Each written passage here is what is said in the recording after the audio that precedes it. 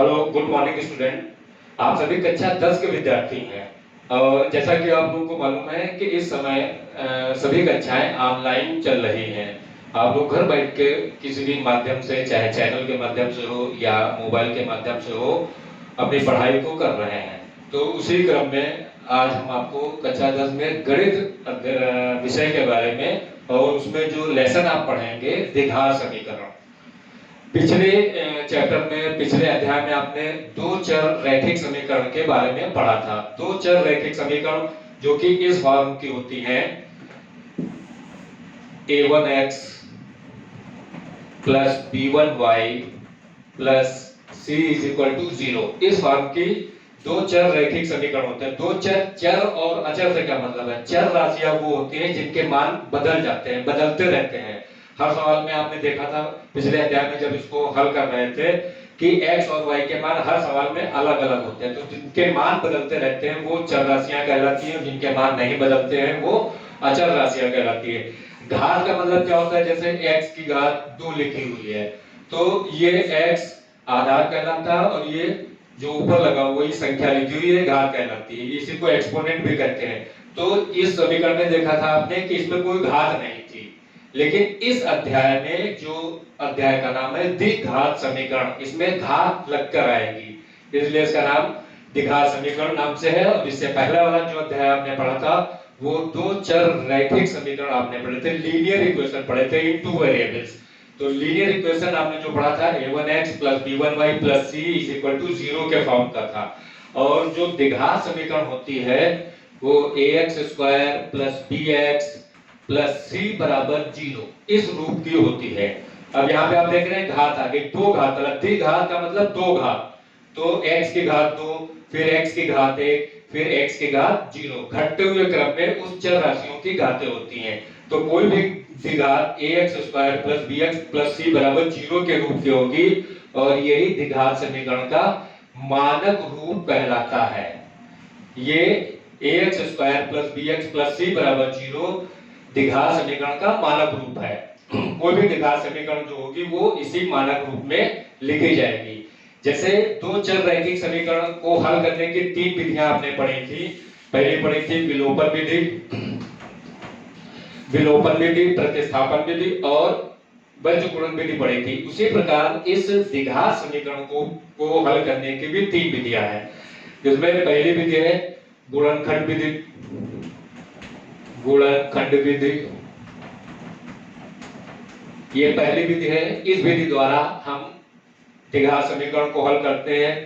दूसरी विधि है पूर्ण वर्ग विधि, पूर्ण वर्ग विधि। और तीसरी विधि है श्रीधराचार्य या सूत्र द्वारा भी लिख सकते हो, द्विघात सूत्र द्वारा, या इसी को हम कहते हैं श्रीधराचार्य विधि, श्रीधराचार्य विधि। तो जिस प्रकार आपने पिछले अध्याय में ये पढ़ा था कि दो चर रैखिक समीकरण को हल करने की तीन विधियां हैं, उसी प्रकार ये द्विघात समीकरण को हल करने की भी तीन विधियां हैं। पहली विधि गुणनखंड विधि, दूसरी पूर्ण वर्ग विधि और तीसरी सूत्र द्वारा, या इसी सूत्र का नाम श्रीधराचार्य सूत्र भी कहा जाता है इसको। तो ज्यादातर गुणनखंड विधि आसान होती है क्योंकि ये आप पहले से ही पढ़ चुके हो। कक्षा 9 में आपने जितने भी मध्य पद को दो पदों में विभाजित करने वाले गुणनखंड हैं, वही विधि यहाँ पर गुणनखंड विधि के रूप में प्रयोग की जाती है। जैसे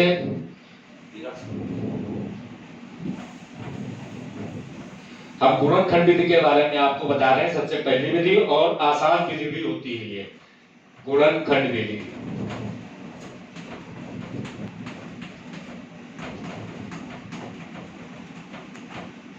गुणनखंड विधि जैसे हम 9th में जो आपने बहुपद किया, अभी आपने जो बहुपद पढ़े थे बहुपद पाठ में, x square plus 7x plus 12, ये बहुपद है।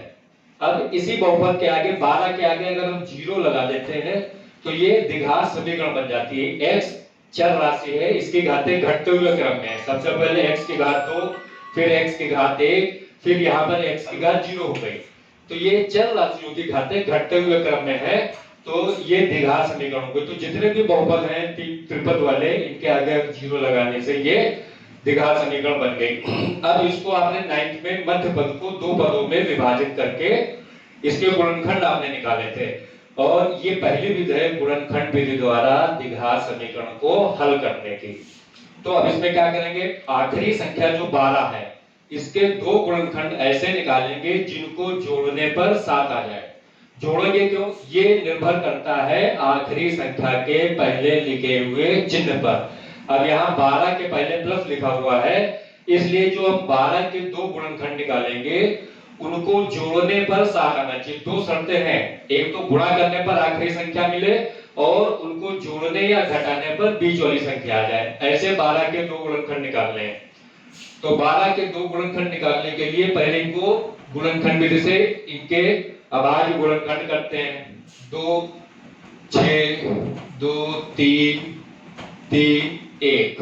तो 12 के 3 गुणनखंड मिले, 2 गुणे 2 गुणे 3।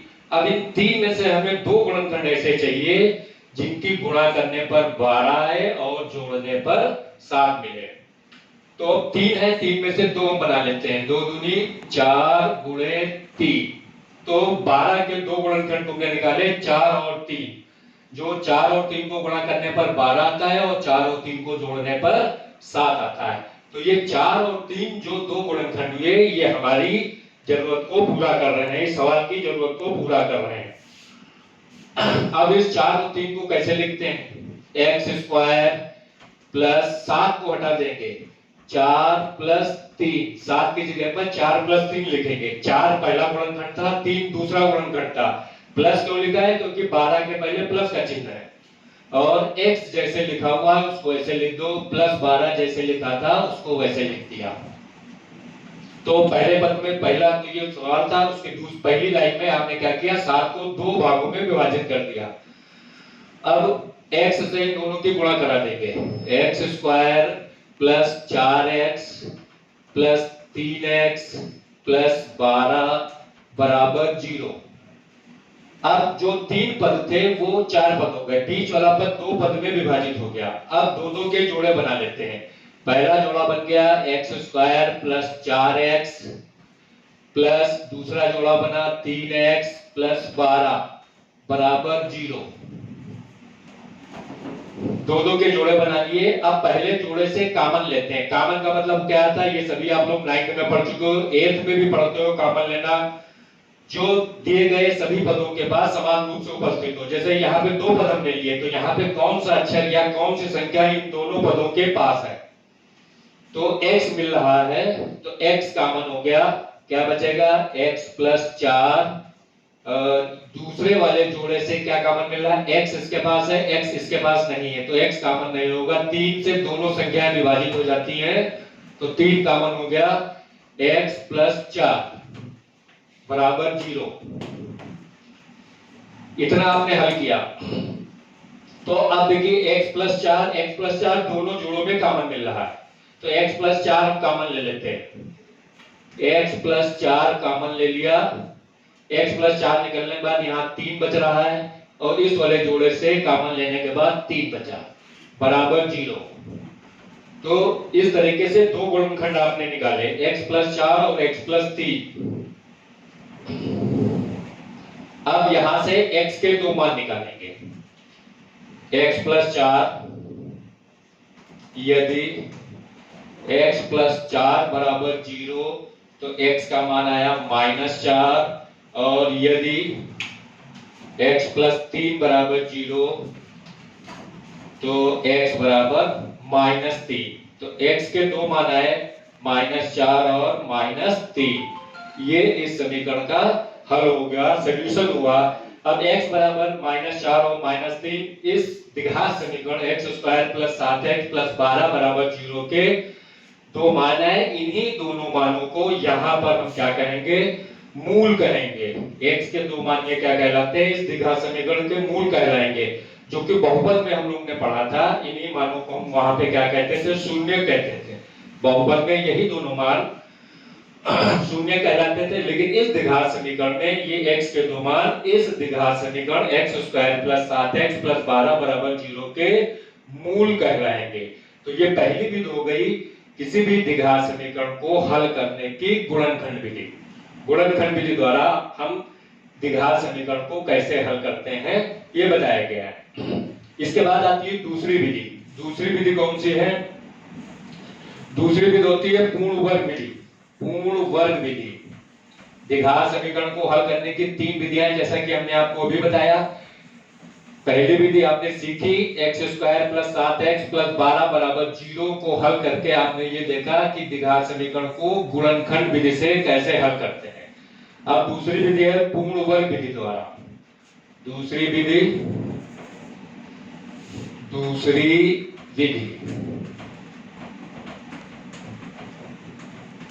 पूर्ण वर्ग विधि। पूर्ण वर्ग तो सभी आप लोग जानते होंगे। पूर्ण वर्ग विधि, पूर्ण वर्ग क्या होता है? पूर्ण वर्ग ये होता है जिनका होल स्क्वायर, जैसे आप लोग नहीं पढ़ते हो a + b का होल स्क्वायर, a - b का होल स्क्वायर। पूर्ण वर्ग ये कि किसी संख्या का वर्गमूल पूरा निकल आता हो। जैसे 4 का वर्गमूल क्या लिखते हैं? 2। तो ये पूर्ण वर्ग है। 4 कैसी संख्या हुई? पूर्ण वर्ग संख्या हुई। अब 6 का वर्गमूल पूरा नहीं निकलता है, तो 6 को हम पूर्ण वर्ग संख्या नहीं कहेंगे। तो 2 फार्मूले आप लोग पढ़ते हो, 7th 8th में भी आपने पढ़े, a + b होल स्क्वायर बराबर a² + b² + 2ab। जब इस तरीके का कोई पद होता है तो उसको क्या कहते हैं कि ये पूर्ण वर्ग है। अगर इस तरीके से नहीं लिखा जा सकता है कोई पद तो ये कहा जाता है कि ये पूर्ण वर्ग नहीं है। तो द्विघात समीकरण को हल करने की हमारी दूसरी विधि इसी पूर्ण वर्ग विधि द्वारा आधारित है। अभी जो सवाल आपने लिखा उसी सवाल को हम पूर्ण वर्ग विधि द्वारा हल करेंगे। सवाल क्या था? x² + 7x + 12 = 0। इसमें x के 2 मान आए थे, -4 और -3। ये 2 मान आए थे। अब इस सवाल को हम पूर्ण वर्ग विधि द्वारा हल करेंगे। पूर्ण वर्ग से हल करने के लिए सबसे पहले जो अचर पद है, अचर पद का मतलब जिसके साथ कोई भी चर पद नहीं लगा हो। जैसे यहाँ पर x चर पद है, ये 12 के साथ नहीं लगा हुआ है, तो इसका मतलब है 12 कौन सी संख्या कहलाएगी? अचर पद। तो सबसे पहले अचर पद को हम दाहिनी तरफ ले जाएंगे। दाहिनी तरफ, अब ये आप लोग ने पिछले अध्याय में पढ़ा था कि 2 चर रैखिक समीकरण जब बराबर से इधर से उधर, बाएं से दाएं या दाहिने से बाएं संख्याएं जाती हैं तो उनके चिन्ह बदल जाते हैं। तो 12 को अब हम बाएं पक्ष से दाहिने पक्ष में ले जाएंगे। तो 12 बाएं पक्ष में प्लस का है, दाहिने पक्ष में जाएगा तो माइनस का होगा। पहला काम यही करेंगे, x² + 7x = -12। अब ये जो पद मिला हमको x² + 7x = -12, इस पद के दोनों तरफ हम कुछ पद जोड़ेंगे। वो कौन से पद होंगे? वो क्यों जोड़ेंगे? इस पद को पूर्ण वर्ग बनाने के लिए हम इसमें जोड़ेंगे। तो वो पद कहां से आएंगे? इसके लिए आप देखिए, तो दोनों पक्षों में क्या जोड़ेंगे? पूर्ण वर्ग के लिए यहां पे हम x का गुणांक निकालेंगे। x का गुणांक ये क्यों निकालना है? क्योंकि हमें इस पद को पूर्ण वर्ग बनाना है। तो यहाँ पर जब x² के पहले कोई संख्या नहीं लिखी गई है तो हम वहां पर इस पद को पूर्ण वर्ग बनाने के लिए कौन सा मेथड लगाएंगे? x का गुणांक। गुणांक का मतलब क्या होता है? किस संख्या से गुणा की गई। गुणा का अंक। गुणांक का मतलब इंग्लिश में क्या कहते हैं? कोएफिशिएंट, और हिंदी में कहते हैं गुणांक, मतलब गुणा का अंक। x के साथ कौन सी संख्या गुणा की गई है? क्या गुणा की गई है? 7 बराबर 7। जितना आएगा इसका आधा करेंगे। आधा करने का मतलब है 2 से भाग करना। भाग करने के बाद जितना आएगा उसका वर्ग कर देंगे। इस विधि द्वारा हम इस पद को पूर्ण वर्ग बनाएंगे। कैसे? x² का गुणांक लेंगे, x का गुणांक। गुणांक का मतलब गुणांक। x के साथ गुणा कौन सी है? 7 लिख दिया। अगर यहाँ पे माइनस चिन्ह होता तो वो माइनस चिन्ह भी यहाँ पे लिखा जाता, लेकिन चूंकि प्लस है इसलिए प्लस नहीं दिखाएंगे। प्लस अंडरस्टूड माना जाता है, माइनस होता तो लिखा जाता। फिर उस संख्या का आधा करेंगे। आधा करने का मतलब 2 से भाग कर देंगे। 2 से आपने भाग कर दिया। जितना आएगा उसका होल स्क्वायर कर देंगे, स्क्वायर कर देंगे। अब इसको यहाँ पे हम ये नहीं लिखेंगे कि 7 को 2 से भाग किया 3.5 आया, 3.5 का स्क्वायर कर रहे हैं, ये नहीं करेंगे। हम दोनों पदों का अंश और भिन्न, अंश और हर दोनों संख्याओं का अलग अलग वर्ग कर देंगे। 7 का वर्ग हुआ 49, 2 का वर्ग हुआ 4, तो हमें संख्या मिली 49/4। 49/4 इस पद के दोनों तरफ जोड़ देंगे तो ये पूर्ण वर्ग बन जाएगा।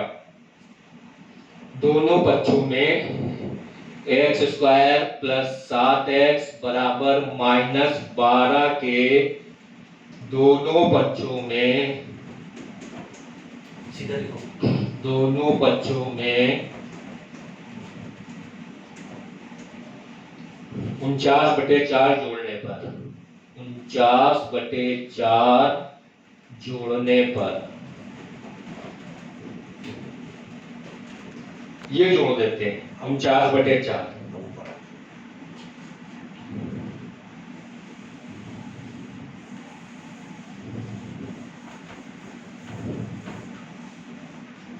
तो बाईं तरफ क्या लिखा हुआ था, x² + 7x, आपने कितना जोड़ा +49/4 बराबर, दाहिनी तरफ क्या लिखा था -12, जोड़ा आपने 49/4। ये दोनों पक्षों में आपने जोड़ दिया। अब बाईं और दाहिनी तरफ के दोनों पद जो हैं ये पूर्ण वर्ग बन जाएंगे। अब देखिए ये a + b का होल स्क्वायर बन जाएगा। कैसे बनाएंगे? होल स्क्वायर बनाने के लिए पहले पद का वर्गमूल लेंगे x, 20 का चिन्ह लेंगे प्लस, और तीसरे पद का वर्गमूल लेंगे 49 का वर्गमूल 7, 4 का वर्गमूल 2, ब्रैकेट बंद, होल स्क्वायर। ये हमने क्या बना दिया, होल स्क्वायर इस पद का। अब अगर इसको हम a + b के होल स्क्वायर से खोलते हैं तो यही पद आ जाएगा। पहला पद x² + b² 49/4 + 2ab, 2 × x × 7/2, तो 2 से 2 कट जाएगा, 7x आ जाएगा, बराबर। इधर का वर्गमूल लेते हैं, एलसीएम ले लेते हैं, पूर्ण वर्ग बनाएंगे। 4, 12 चौक 48 प्लस 49। अगर 12 के नीचे 1 मान लेते हैं तो 1 और 4 का एलसीएम हो गया 4। 1 से 4 को भाग करेंगे, 4 बार जाएगा, 4 को 12 से गुणा किया, 12 चौक 48 -48, प्लीज 4 से 4 को भाग किया, 4 × 4 1 आया, 1 को 49 से भाग किया 49। अब ये आया x + 7/2 होल स्क्वायर बराबर 49 में से 48 घट गया 1/4। अब इसका भी स्क्वायर बना लेंगे, x + 7/2 होल स्क्वायर बराबर 1/2 होल स्क्वायर। 4 का वर्गमूल 2 होता है, दोनों तरफ स्क्वायर हो गया। अब इसको हटा देंगे तो इस तरह आपकी ये दूसरी विधि भी पूर्ण हो रही है पूर्ण वर्ग विधि द्वारा। अब वर्गमूल लेंगे तो x + 7/2 बराबर, इधर दोनों चिन्ह लिए जाएंगे ±1/2, ये वर्गमूल आ गया। अब यहां से x के 2 मान निकालेंगे। द्विघात समीकरण जो जितनी घात का होता है उसके उतने ही मान होते हैं। द्विघात समीकरण 2 घात वाला समीकरण है, इसलिए x के 2 मान आएंगे। पहला मान निकालने के लिए हम पहली बार x ये जो +1/2 लेंगे, दूसरी बार x -1/2 लेंगे। तो पहला मान निकालने के लिए x + 7/2 बराबर 1/2 प्लस में लिया। 7/2 को 75 करेंगे, माइनस में जाएगा 1/2 - 7/2, इधर प्लस में था, इधर जाएगा तो माइनस में हो गया। अब एलसीएम लेते हैं, x बराबर 2 एलसीएम हो गया 1 - 7 बराबर 1 में से 7 घट गया -6/2, 2 एकम 2, 2 तिहाई 6, x बराबर -3। पहला मान x का आ गया -3। दूसरा मान निकालते हैं, इस बार x + 7/2 और इधर मान लेंगे -1/2, तो x बराबर -1/2 और ये +7/2 इधर जाएगा तो -7/2, फिर x का मान लिखेंगे तो 2 माइनस 1 माइनस 7 x बराबर माइनस 8/2, 2 चक्कू 8, x बराबर माइनस 4। तो इस तरीके से आपने देखा कि x के दो मान आपने निकाले, माइनस 4 और माइनस 3। जो पहली विधि आपने पढ़ी थी गुणनखंड विधि द्वारा, उससे भी यही दोनों मान आए थे। दूसरी ये विधि है, ये पहली विधि से आंसर आपने निकाला था x बराबर माइनस 4 माइनस 3 गुणनखंड विधि द्वारा, और दूसरी विधि आपने पढ़ी पूर्ण वर्ग विधि द्वारा, इससे भी मान माइनस 4 माइनस 3 आ रहे हैं। तो मान में कोई परिवर्तन नहीं होगा, बस ये है कि विधि अलग है। पहली विधि गुणनखंड विधि आपने देखा, पहली बार आंसर आया था माइनस 4 माइनस 3, दोबारा फिर दूसरी विधि आपने लगाई पूर्ण वर्ग विधि द्वारा, इससे भी x का मान माइनस 4 माइनस 3 आ रहा। तो मान पे असर नहीं आता है, लेकिन ये इसको हल करने की दो जो विधियां हैं ये आपने सीखी है। अब तीसरी विधि आती है सूत्र द्वारा, जो कि अभी हमने लिखी थी। सूत्र द्वारा कैसे हल करते हैं द्विघात समीकरण। सूत्र निकालना भी बताया जा सकता है, सिद्ध करने के लिए काम आता है, इस पे आधारित सवाल ज्यादा पूछे जाते हैं।